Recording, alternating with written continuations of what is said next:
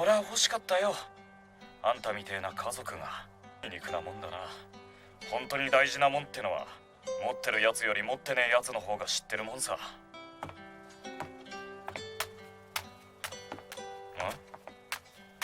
言っとくけどね、僕はずっとよろず屋にいますからね。家族と思ってくれていいですからね。After a long run of 14 years, spanning from 2006 to 2021, Gintama finally came to a conclusion earlier this year. I've been following the anime for the last 4 years, and seeing the series come to a conclusion the way it did had me thinking about it for the past few weeks ever since I watched the movie. It was the most amazing final movie that I could have ever asked for, and I've been feeling empty yet satisfied ever since. So I wanted to talk about it somehow. Talk about everything the show had to offer to me, what it meant to me as a fan and a person, the different things I took away from it, and how it helped me in different stages of my life. I wanted this video to be my way of honoring and sending off one of the anime that for me fully encapsulates everything I love about anime as a medium. I first came across Gintama back in 2011 when I was new to anime. I had seen a clip of a Ginpachi sensei scene on YouTube that had Shinpachi have a Sharingan. It was a reference to Naruto which I was watching at the time, so it stuck out to me. I did not check it out at the time though, because I was more into watching the big three, the anime surrounding the big three, and I eventually forgot about Gintama. 5 years later, I got into university. I had started living alone and had more free time than before. It was then that I created a MyAnimeList account and found out how Gintama was topping the charts everywhere. My friends at the time were also hyping it up to me, and I finally started watching it in 2018. And I instantly fell in love with it. It definitely had a rough start, but I didn't mind it too much. What really stuck with early Gintama to me was in its humility. It was an extraordinarily humble show. The protagonist Gintoki himself lived a humble life of doing any kind of little job his neighborhood wanted him to do despite being one of the legendary figures of the series. The entire cast was filled with legendary figures or capable, accomplished and successful people, but their lives were so grounded and humble. Even the mangaka and the anime staff themselves used to make fun of the series, compare it to bigger shows running at the time, and criticized it every step of the way. And this was so refreshing to me. I was studying in a competitive engineering university in India at the time, and the atmosphere was kind of suffocating.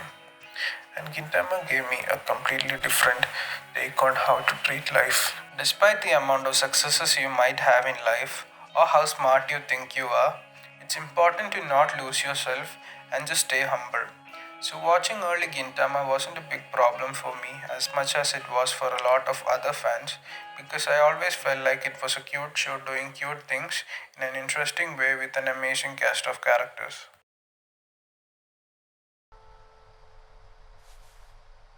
しげしげでいい。いつかお前が言ったな。次会う時に私を何と呼べばいいかと。しげしげがいい。そう呼び合える時代に再び会おう。The more I watched the show, the more I noticed a specific pattern to it. Every antagonist of the show have a particular pattern to them.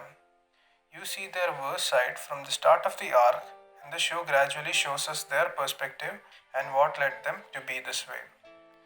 We see that every antagonist is a product of their environment, and it gives us the idea that bad people are not inherently bad people, and that it's because of the people around them and their life experiences that make them who they are. And having supporting good people around you brings out the best in you.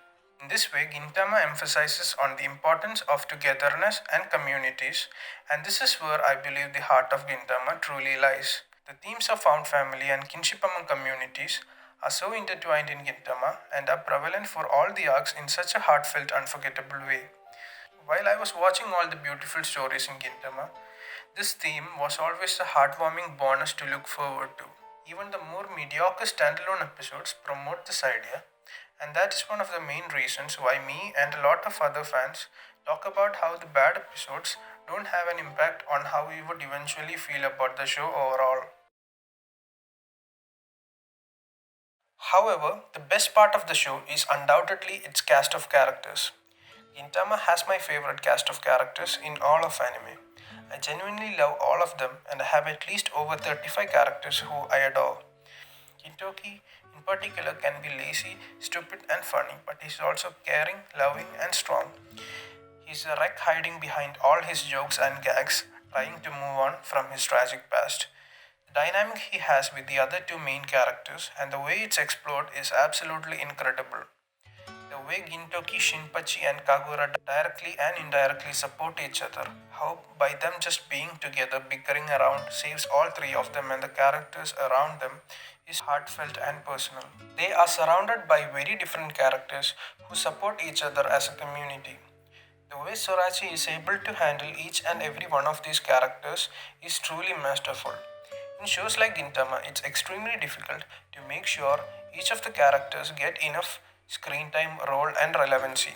But somehow Sorachi makes sure each and every one of these characters get their time to shine throughout the series, even when the story gets very linear. Some of these characters are successful personalities, while others are unemployed and at the bottom of society. This secularity is truly special. I'm now out of university and looking for a job, and it's been very difficult. And I am under a lot of stress, and the way the cast of Gintama lives their sometimes very difficult life, how they are able to smile through very difficult moments, and how they view their lives changed something in me. It's not presented in an idealistic way, yet it's something we forget to do when we face the hardships of life. The rewatch really gave me a wonderful perspective and reminded me not to worry about things too much and just do my best while enjoying life as it comes.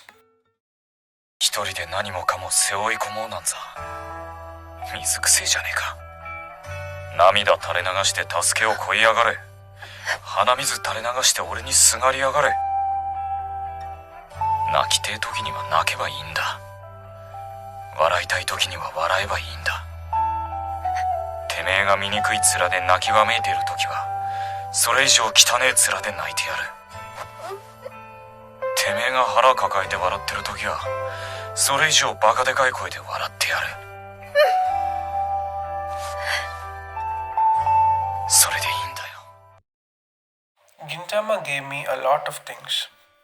My favorite cast of characters, messages revolving around a central theme of togetherness that deeply resonated with me, great comedy that got better with each episode and season, the seamless transitions from comedy to seriousness and vice versa, how unique and diverse all the arcs and storylines were, beautiful production values the anime has to offer, the amazing voice acting to top it all off with.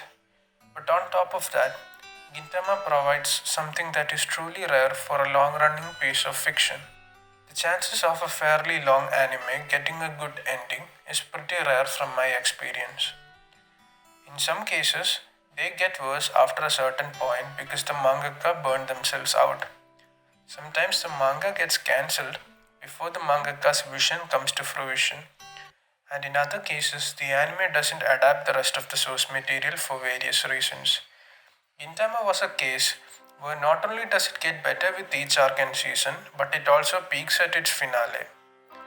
I don't necessarily have the final arc as my favorite Gintama arc, but the final hour or so was Gintama at its absolute best. The movie was an absolutely amazing masterpiece in my opinion. The entire payoff of the show was so fulfilling with such a great adaptation to end it off with. It made Gintama a truly perfect product of anime for someone to experience. It has everything I love about the medium of anime while having a truly satisfying conclusion. I will definitely be re-experiencing Gintama over the next few years or maybe even decades. Gintama was everything I could have possibly ever asked for. I want to thank Sorachi for creating this beautiful piece of fiction, and I'd like to thank Sunrise and all the anime staff for adapting the story and making it one of my favorite anime of all time. Thank you, Gintama, for being such a special series to me over the years.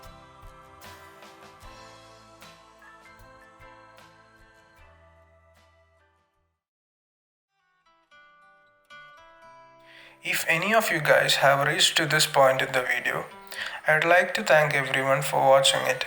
Because this was my first video, I didn't know how good or messy it would turn out to be, but I'm genuinely glad you guys enjoyed the video.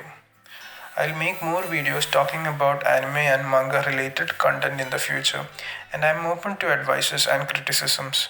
I had a lot of fun making this video and I'd like to do more. Please subscribe to my channel if you're interested in what I have to say in the future, and follow me on the links in the description below if you want to know more about me and follow me actively.